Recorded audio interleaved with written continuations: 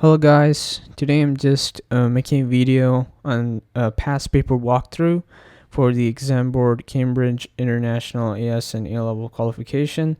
This is a computer science paper for paper 1 theory fundamentals, and this is with the code in 9618/12, and this is a October-November 2021 series.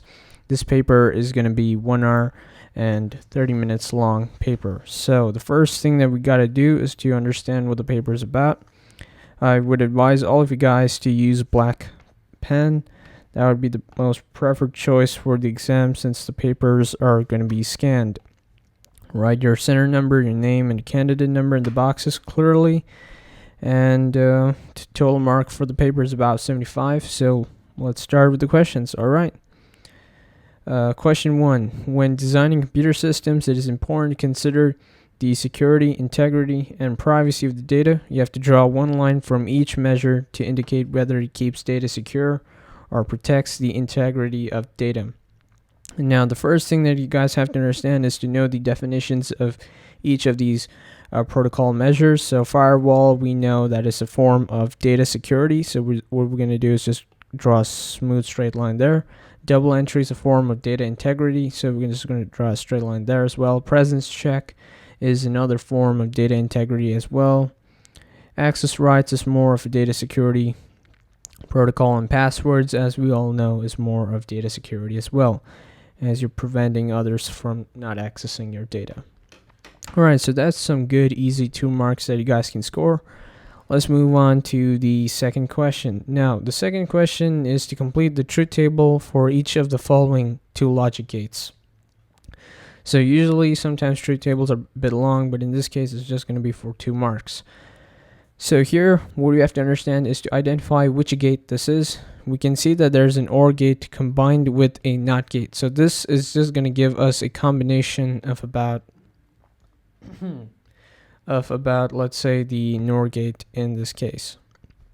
Alright, so the NOR gate is where you add 2 things together. You're going to add A and B together, and you're going to do the opposite of that. So what I mean by that is you're going to do 0 plus 0, which is going to give you give 0, and you have to do the opposite of that. That's what the NOT gate operator is for. So you're going to have the answer is just going to be 1. So it's going to be the output is just going to be 1. And then in the other case, you're going to have 0 plus 1, which is going to give 1, but you got to do the opposite of that, which is going to be 0. 1 plus 0, that's going to give 1. Do the opposite of that. That's going to be 0. 1 plus 1 is going to be 1.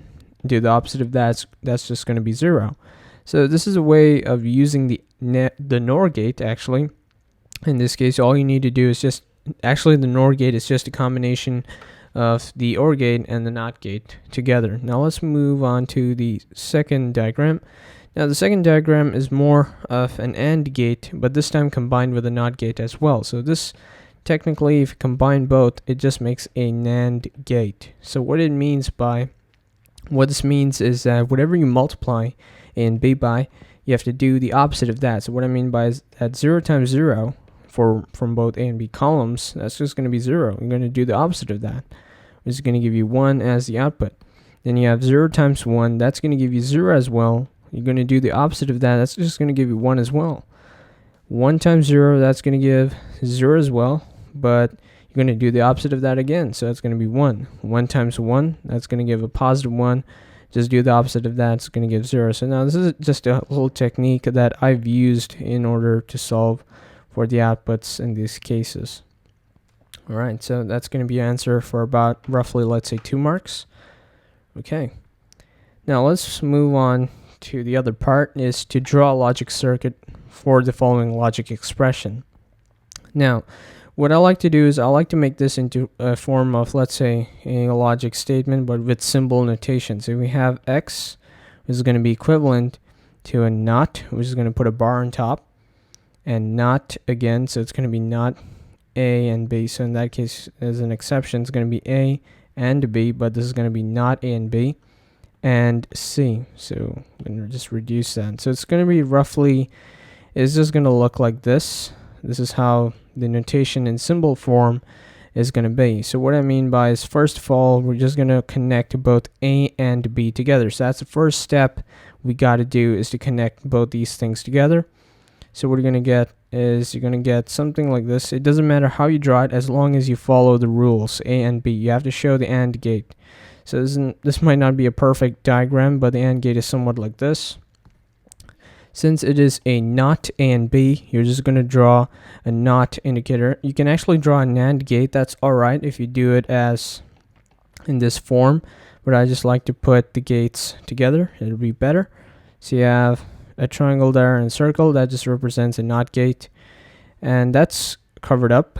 Then you have AND C. Now you have to draw the value of C, and you have to connect both these values together to give you an AND C. So what I would like to do is, I like to restructure this in a nice way so it goes all the way through X. Alright, so we can see that both A and B, technically not A and B, is going to connect with C now through an AND gate. And since this is going to be a NOT gate, we're just going to put this values through a NOT gate. So you can draw another diagram somewhat like this as well. This is okay, this form of let's say notation. Some people could draw it like this as well, so that's fine. I just prefer to draw this way. I'll just highlight these things. This is an AND gate, this is a NOT gate, this is an AND gate, and this is a NOT gate. So this is one form of drawing the logic statement for about 2 marks. Let's move on to the next question. Now, the next question is about Andy likes to play computer games. Andy uses several input devices to play the games. These include a keyboard and a microphone. Now, you have to describe the principal operation of a microphone. Now, the best thing I would like to do is to use the keywords in this case for about 3 marks. So you have to use the knowledge of how the principal operation of a microphone works. So what I mean by that is, you have to mention that the microphone has a diaphragm. So that's the most important part. Or let's say it has a ribbon. Then you have to mention that there are incoming sound waves which cause vibration of the diaphragm. Now this could cause the coil to move past a magnet, or indirectly, which could cause a magnet to move past a coil, let's say in dynamic microphone in this case. Or you could just mention changing the capacitance. That's more of a condenser microphone. Or you can mention it deforms the crystal. That's more of a crystal microphone. And the most important part is to mention that an electrical signal is produced. So these are some good 3 marks that you guys can score for this type of question. Now, B part. Andy plays some of the computer games over the internet. He has several devices that connect wirelessly to the router in his house. You have to identify the topology of Andy's home network, and you have to justify your choice. Now, the topology that's used here, since he has several devices, you can mention that it is going to be a star topology in this case. Now, the reason why I mentioned star topology is because the devices are directly connected to the router in his house. So they connect wirelessly to the router in his house. So that's one justification that we can give in this case. So devices are connected directly to the router. Independently. You can also mention that all the devices are only connected to the router. That's also fine in this case. Let's move on to question 2. Is that the router has a wireless access point WAP to allocate the devices to connect wirelessly. Identify 3 functions of the router in Andy's network. So the first part is to receive packets from devices or the internet. That's the most important part that you guys can write, is to receive packets from devices. That's for a good 1 mark. You can mention to find the destination. Of the packet. That can also be mentioned. Part 3 is to maintain, let's say, a routing table. Well, let's say in this case, I think the best one would be to assign, let's say, or allocate private IP addresses to devices on LAN. All right. Okay, you can also mention it can be used to find the most efficient path to the destination to maintain a table of MAC and IP addresses, or to forward route packets to the destination, or to find the destination of the packet that's mentioned here. So these are some good points that you can mention for about 3 marks. Let's move on to the next question. Now the next question is more of a binary based question. Is that the register stores the following binary number: 11001101. That sounds pretty good actually. The binary value in the register represents an unsigned binary integer. You have to convert the unsigned binary integer into denary. So now the first step is, what I do is, this is an old table technique. You guys can follow any technique you guys like. I just follow this kind of technique when dealing with these type of questions. So I write these numbers in top, and since we have to convert this binary integer into denary, you just add everything, the values on the top with 1 below them. So 128 plus 64 plus 8 plus 4 plus 1. These are all values with 1 at the bottom. So we can add all of them since they are active, or let's say. So that's going to give you an answer of about 205. That's going to be answer for about 1 mark. Then the next part is the binary value in the register represents, let's say, 2's complement binary integer. Convert the 2's complement binary integer into denary. So since this is 205, we have to convert this into 2's complement. So what we're going to do is 2's complement is you have to inverse the digits. So what I mean by is, if it's 1 1 0 0 1 1 0 1, you're going to switch all the values, which is going to become 0 0 1 1 0 0 1 0, and then you're going to add a positive 1 to that, and it's going to become 0 plus 1. That's going to become a let's say a carry of 1 but a positive 0, carry of 1 but a positive 0. This is going to become 1 plus 1.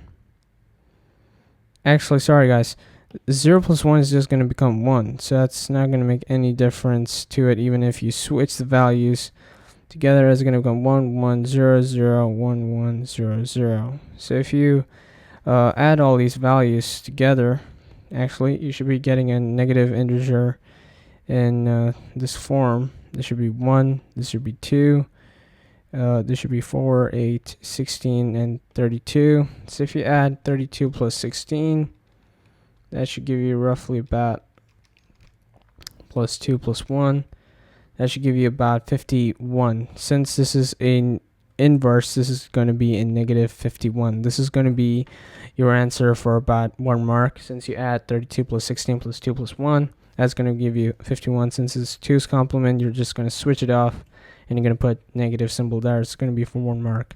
Now the binary value in the register represents a hexadecimal number. Convert the binary number into hexadecimal. So what I do is, since we know that 1 hexadigit is about, let's say, 4 binary digits, this is going to split the value into 2 parts. So what I'm doing is I'm just splitting this into 4 parts, and on the top I just write 8421 8421. So I split them again into separate columns. This is going to be 1 here. This is, by the way, let me just write this down better. This is 1 here as well. And we just add everything with 1 at the bottom. So we have 8 plus 4. Actually, I'm just going to write it down here so that you guys can see. 8 plus 4, this is going to become 12. 8 plus 4 plus 1, this is going to become 13. Now in the hexadecimal table, everything is from denary, let's say from 0 to 9. Everything in hex is also from 0 to 9. If you move past that in denary form, 10 to, let's say, 10 to 15, I think approx, it's A to F. So that means this is going to be, 12 is going to be, let's say, 10, 11, and this is going to be A, B, and 12 is going to be C. 12 is going to be equivalent to a C. 13, however, is going to become equivalent to a D. So that means your hexadecimal notation is going to be C and D. That's going to be your answer in terms of hexadecimal. You guys can use any method you guys like. This is just a method that I use where I split it into 4 binary digits and 4 binary bits. 1 hex is equal to 4 binary digits. So this is going to be CD for about 1 mark. stated by the value in the register cannot be interpreted as binary coded decimal, or also known as BCD system. Now the main reason is because the denary value, let's say the denary value in each group of 4 bits, let's say in 4 bits, it's greater than 9 itself. Or you can mention that the denary value in each nibble is greater than 9 for about 1 mark.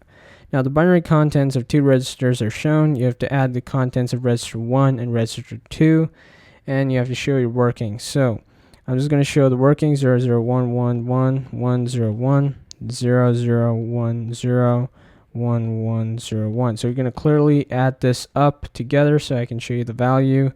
And yeah, we have to add the contents together. So 1 plus 1, this is going to become 0 with a carry of 1. And this is going to become 1. 1 plus 1, that's going to become 0, carry of 1. 1 plus 1 plus 1 is going to be 1 with carry of 1.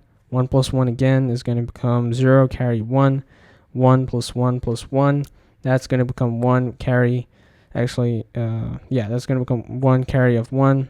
1 plus 0 plus 0, it's going to become 1, 0. So, in this case, we have added the contents of the registers, so we can see all the carries of 1 we have shown at the top, so that we know that's carry of 1 in that case. So this is going to be your final value. It's going to be 0, 1, 1, 0, 1, 0, 1, 0. That's going to be answer for about 2 marks. All you need to do is it's 1 plus 1 is just going to become 0 with a carry of 1, and that's going to be your final answer: 0, 1, 1, 0, 1, 0, 1, 0. Okay, that's for 2 marks. Let's move on to the next question. Subtract the contents of register 2 from the contents of register 1. Now this is an interesting question. Actually, do pay attention for this one, is because this is where we're going to apply 2's complement to those values that are going to be stored in register, let's say in register 2 in this case.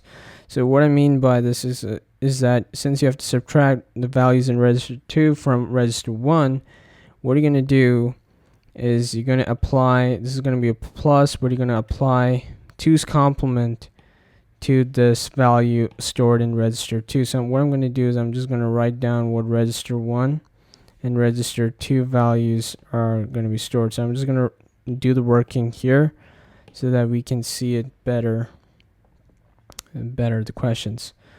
So this is register 1.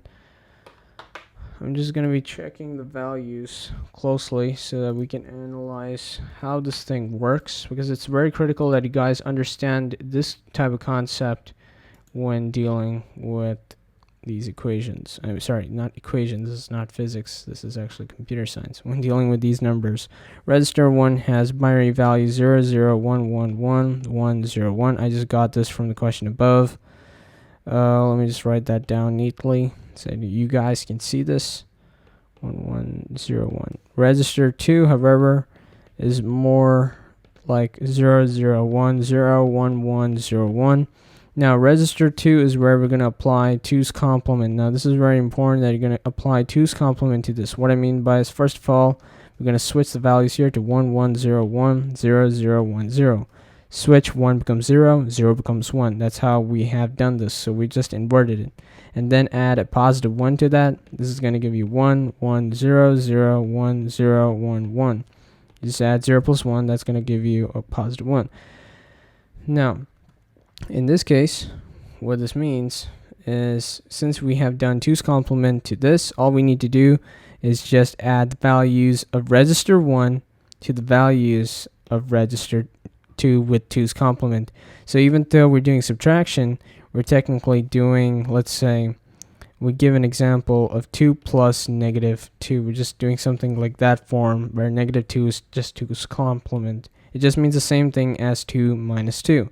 So that's just the same thing as subtraction.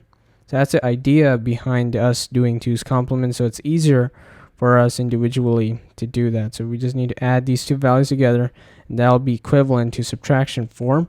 Once you add this value stored in register 1 as well as 2's complement value of register 2, you're going to get 1 plus 1. That's going to become 0, carry 1. 1 plus 1, 0, carry 1. 1 plus 1, 0, carry 1. 1 plus 1, 0, carry 1. 1 plus 1 plus 1. 1, carry 1. 1 plus 1 plus 0. This in case is just going to be 0, carry 1. 1 plus 1, 0, carry 1. 1 plus 1, 0, carry 1. This, by the way, this outer part is just going to be ignored. So don't care about that part. This part's just going to be canceled. Your final answer in this case is going to be, your final answer is going to become 0, 0, 0, 1, 0, 0, 0, 0. This is your final answer for this question on top when dealing with subtracting the contents that is stored of register 2 from the contents of register 1. Okay? 0, 0, 0, 1, 0, 0, 0, 0. All right. So question 5 is stating that RIA has created the following logo as a vector graphic. Complete the table by writing a description of each vector graphic term and give an example for this logo. So we can see that there are 3 columns here. One for term, description, and example from the logo. So what is the property term here? So the property term here is just what we have to define it as, just the data. Let's say the data about the shapes, right? The data about the shapes, or you could mention that it defines one aspect of the appearance of the drawing object. So since this is for 4 marks, you just need to mention like few points. That's all you need to mention in this case. So the example from the logo is going to be, let's say, a black line. In this case, that's just going to be an example, or you can mention the white line, white fill actually, a black fill, solid line, font of the letter, or the color of the triangle itself. That's also fine. Now the drawing list, the description of a drawing list is, let's say, it is the list of shapes involved, the list of shapes involved in an image. All right, and you can mention that example from the logo. It could be the triangle in this case. All right, it could be the triangle. It could be the capital letter R in this case, or the rectangle and the line. So also you can mention that the description of the drawing list could be as, it is a list that, let's say, that stores the command or the description that's required to draw each object. So you can mention that as well. That's all right. Okay, now RIA takes a photograph using a digital camera. The photograph is stored as a bitmap image. Describe 2 differences between a vector graphic and a bitmap image. Now this is the most important definitions that you guys have to remember to know the difference between a bitmap image and a vector graphic. Okay, so the main 2 difference is that bitmaps are made about of pixels. In this case, of bitmaps, or you can mention that they're made up of pixels, and vector graphics are more towards a it stores a set of instructions about how to draw the shape. So you can mention that as well, that vector graphics, they store a set of instructions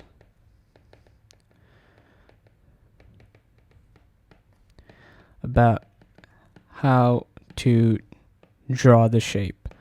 All right, your second point could be is that when a bitmap is enlarged, right, when they're enlarged, they tend to make the pixels get bigger. So you can mention that as well. The pixels get bigger. You can mention this point as well. Then you can also mention that when a vector is enlarged, right, it is technically like recalculated. You can mention that keyword there as well. It is recalculated, and it does not pixelate. So it does not pixelate. That's one good feature of vector graphics. You guys can also mention that bitmap files are usually bigger than vector graphics files because of the need to store data about each pixel. You can also mention that the vector graphics like have smaller sizes. This is because they contain just the instructions that are used to create the shapes. You can also add some points like bitmap images can be compressed with significant reduction in file size, or you can mention that the vector graphic images, they do not compress well because of the little redundant data involved in that case. Let's move on to the next point, but these are some of the points that you guys can add when dealing with this 4-mark type question. Right, so Ria needs to email the photograph. She compresses the photograph before sending it using an email. Describe 2 lossy methods that Ria can use to compress the image. So method 1 could be to reduce the bit depth, which reduces the number of bits per color. Method 2 is to reduce the color palette, which means that there are fewer colors, meaning fewer bits that is needed to store each color. So these are some of the points that you can write for 4 marks to answer this part of 5B2. So yeah, let's move on to the next question. Now the next question is, a shop sells plans to customers. The shop manager has a relational database to keep track of the sales. The database plan sales has the following structure, so we can make out the structure in this case. And the database is normalized. The table lists the following 3 stages of normalization. The first stage is from a database that's not normalized. Now from the question itself, you have to make out the clues to how you're supposed to answer the question in the following sequence, right? To the first normal form, 1NF. The second stage is from 1NF to second normal form. That's going to be 2NF. The third stage is from 2NF to third normal form, which is 3NF. Now, tick 1 box in each row to identify the appropriate stage for each task. So we can see that there are rows and columns here, and the first column is talking about the tasks, and the second column, most likely divided into 3 columns, is talking in terms of the normalization stage. So to remove any partial key dependencies, that's more likely to be the 1NF to 2NF stage. So we're going to take that side, because that stage is more likely to be, let's say, the second stage in that case. And remove any repeating groups of attributes. That's going to be 0 to 1NF stage. That's because this is a stage that's from the database that is not normalized from to, let's say, to the first normal form. Remove any non-key dependencies is going to be 2NF to 3NF. That's how the structure is going to go for about 2 marks. All right. Okay, so let's move on to the next question. Now, draw an entity relationship ER diagram for the database plan sales. So the diagram is going to be plant is going to be closely related to the purchase item. We know, I'm just going to draw some arrow symbol there. And the purchase item is going to be connected to the purchase side. So we're going to just draw an arrow there as well. And the purchase is going to be next, of course, near the customer. So that's going to be purchased by the customer. So the plant is like the purchase item, which is going to be purchased by the customer. That's one way to show the entity relationship diagram for the database of plant sales itself. All right. Okay. Now the shop manager uses a database management system, DBMS. Describe the purpose and contents of the data dictionary in the DBMS. So the first of all is, of course, to store. It stores the metadata about the database.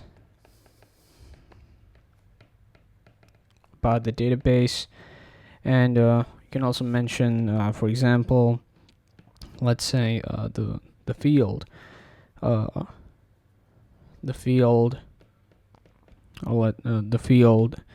names, and let's say the table name.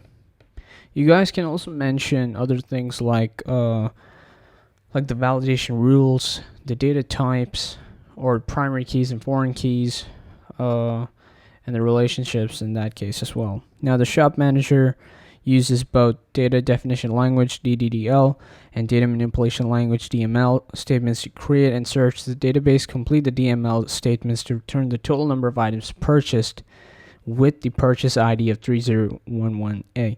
Now the select sum, this is going to be the quantity that's stated there as how much the thing is going to be about. So from the question itself, we can make out how much quantity is going to be used in that purchase item side.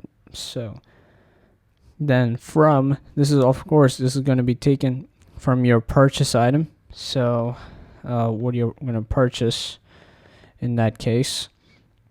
And where, this is going to be your purchase ID.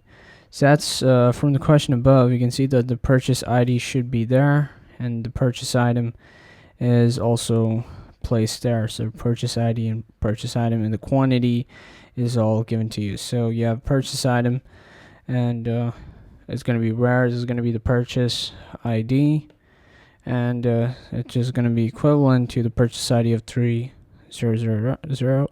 So we're going to put inverted commas 3011A, close the inverted commas. That's how it's going to be done.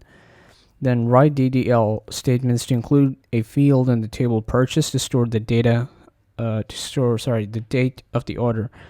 Now, what you can do is, for 3 marks, we can mention that is to alter the table purchase. We can also mention to add order date. Then suitable data type could be date itself. So add order date could be date. And yeah, that's for about 3 marks. You guys can mention that any suitable data type. That's for 1 mark in order to score part of that 3 marks. All right, you can mention any suitable data type. In this case, it's just going to be date. All right.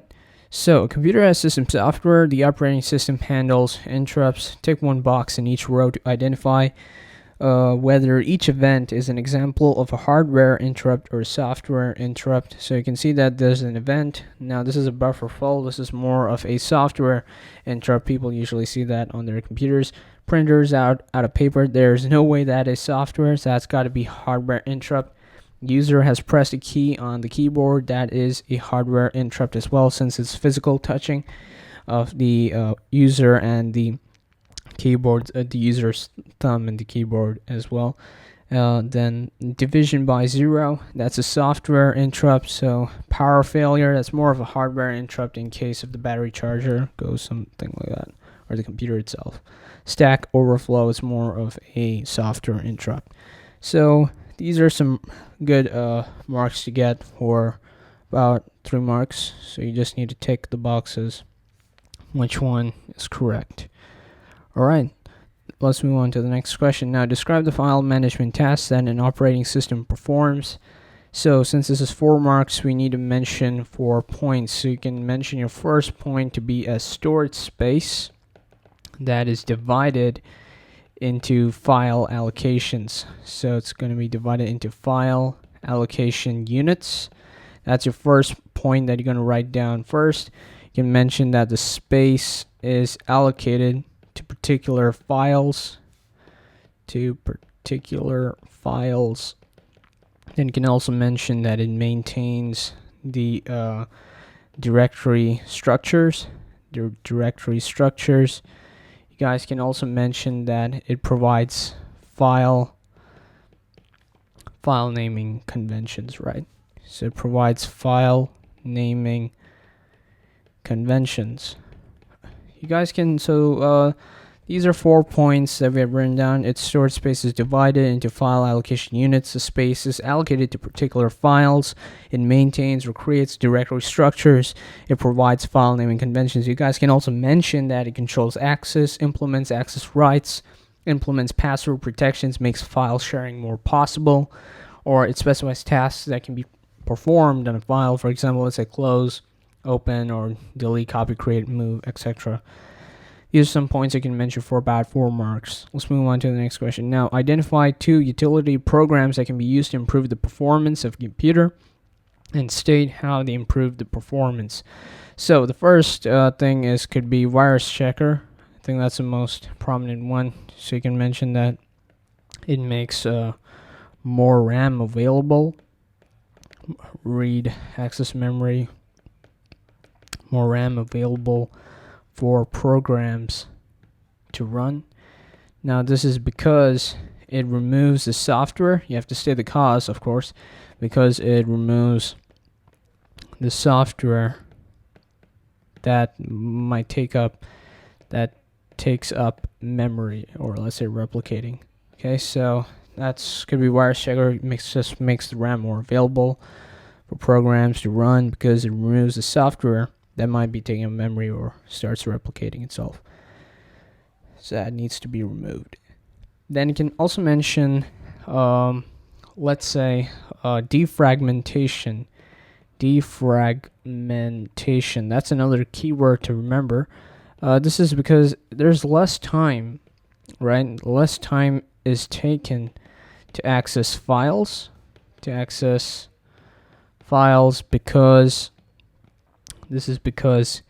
each one is contiguous. So there is less head movement. There should be more. So there's, yeah. Then you can also mention disk repair. Disk content analysis is to prevent the bad sectors from being used because it identifies or marks them, or it reduces access times by optimizing storage. You guys can also mention disk system cleanups. It releases storage by removing unwanted temporary files. You guys can also mention that for about 4 marks. The main points are defragmentation and virus checker. That's all you need to understand, and put the points as well in place. Let's move on to the next question. Now, the next question is more about the von Neumann structure. I'm just going to reload the system so that we can write faster. Okay.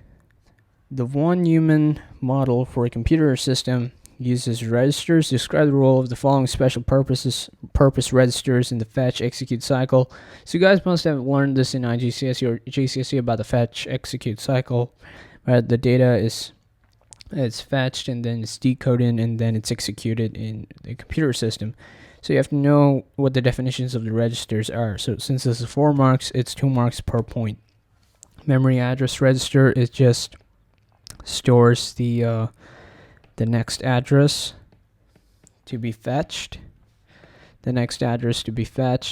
And it is held in the PC, not the actual PC, but it is held in the program counter. That's what this word PC stands for in this case.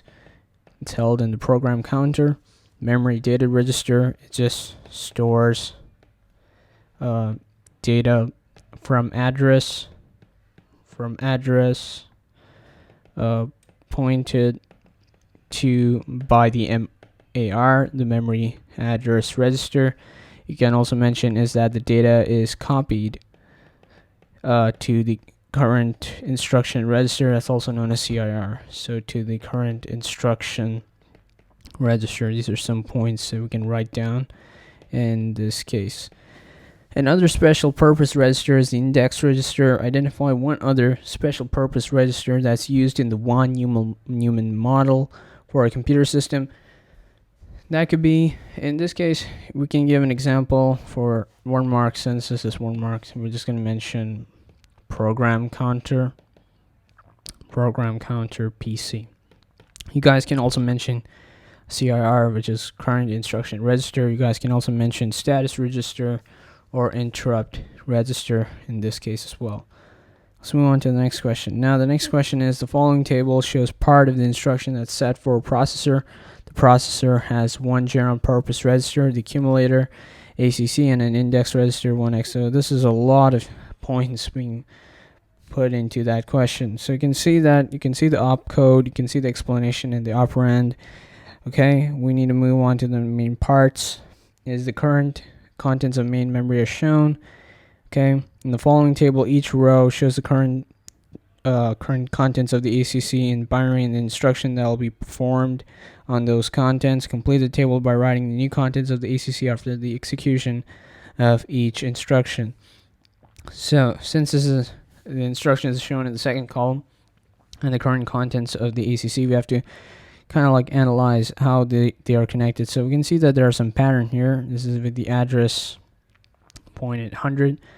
So what we know is the new instruction is going to be stored X or 101. Since this is X or 101, we're going to look into this table to see if we get any clues on how to solve this. So since this is X or 101, It's a bitwise XOR operation on the contents of ACC with operand, bitwise XOR operation. So you can see the questions here. We can see the address there. All we need to do is just look into the next point where it talks about the address. So since we have to apply an XOR gate, we're just going to flip all the numbers together to get the XOR bit part there. So we just have to add the memory contents, has to change to about, let's say, 10100101. So this part remains the same and the instruction just changes it. And 104. So since this is the AND instruction, we're going to check what the AND instruction says. It's a bitwise operation of contents with ACC with operand. So we can see that there's a jump there, and the bitwise AND operation of the contents of ACC with contents of address. So we have to apply the AND operation in that case. So since it's the AND operation, we're gonna it just remains the same as well. It doesn't change. 101. It's just gonna be that. So 11110000. LSL #4. We're gonna check the operand #4. Since it's LSL, it's going to be this part. The bit in ACC are shifted logically and places to the left. Zeros are introduced on the right hand end. So what you need to do is just try to identify what the question's asking you in this table and connect it together just to understand what you're doing. So since the bits in ACC are shifted, what we need to do is that the zeros are introduced on the right hand side. So the bits are just shifted. So we're just moving it to the other side. So it becomes 1111, and zeros are introduced on the right hand side. That's all we're doing. So what we're doing is we're just connecting the instructions to the table above, and we're just analyzing it and then applying it to the new contents of the ACC, the accumulator in this case. So that's all we're doing. All you need to do is just read the information and understand it. Now, OR earn 2. So this is an OR condition. Since this is OR condition, we're just going to check the whole table just to see what we have here. So OR, bitwise OR operation of the contents of ACC with the operand, bitwise OR operation of the contents of ACC with the contents of address. So it's just going to remain the same as well in this case. So it's going to be 1111 1111. Right, so this is your answer for about 4 marks. It took a little bit of analyzing to do. And yeah, let's move on to the next question. Now, the following table contains 5 assembly language instruction groups. Write an appropriate assembly language instruction for each instruction group using the given instruction set. The first one has been completed for you. So we can see the instruction groups. Data movement is going to be LDM #2. Input and output of data is just going to be, could either be in or let's say out in this case. Arithmetic operations, it could be in INC ACC, the accumulator. Since we can look up, it's just going to add 1 to the contents of the register. And INC, the reason why, ACC, it's accumulator in this case. So ACC stands for, it stands for accumulator. And unconditional and conditional instructions, this could be JPN slash JPN 100, or you can mention JMP 100. Compare instructions, that's going to be CMP 100. Alright, so let's move on to the next question. Okay. Now, the opcode LDM uses immediate addressing. The opcode LDD uses direct addressing. Identify and describe one additional mode of addressing. So the mode of addressing could be indirect addressing. So it's going to be indirect addressing in this case. And the description is because the address, right? The address to be used is at the given address. All right, indirect addressing. It's just the address to be used is given at the given address. Or you can mention relative addressing, is that the address is to be used is an offset number of locations away relative to the address of the current instruction, or guys can mention indexed addressing as well. It's just a formed address from the given address plus the contents of the indexed register. So this seems to be the end of all the questions. If you guys have enjoyed the video, please do like, share, and subscribe to the channel. It really helps a lot. And yeah, do comment below on what your thoughts are about this video and whether I should continue solving questions related to past papers or topic questions as well. Do comment on that. And yeah, I think that's it. All right, bye guys.